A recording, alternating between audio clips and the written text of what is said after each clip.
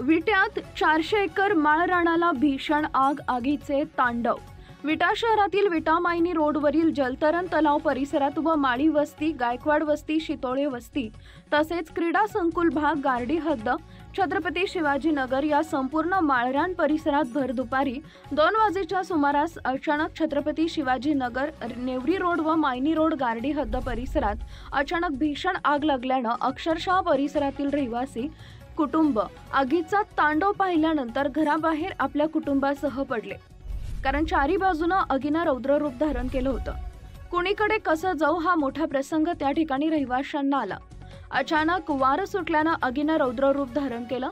तातडीनं अग्निशामक दल या जवानांना या संदर्भात माहिती दिल्यानंतर तातडीनं घटनास्थळी विटा नगरपालिका अग्निशामक दल घटनास्थळी दाखल झाले।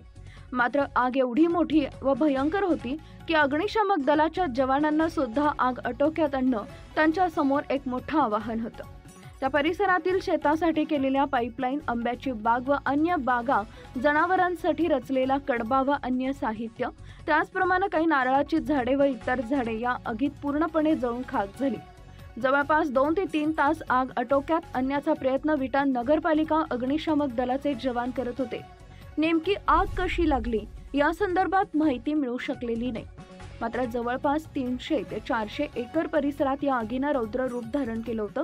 कोणतीही जीवितहानी झाली नाही। मात्र या आगीमुळे शेती साहित्य, पाईपलाईन, आंब्याची झाडं, काही बागा त्या परिसरातल्या जळून खाक झाल्या।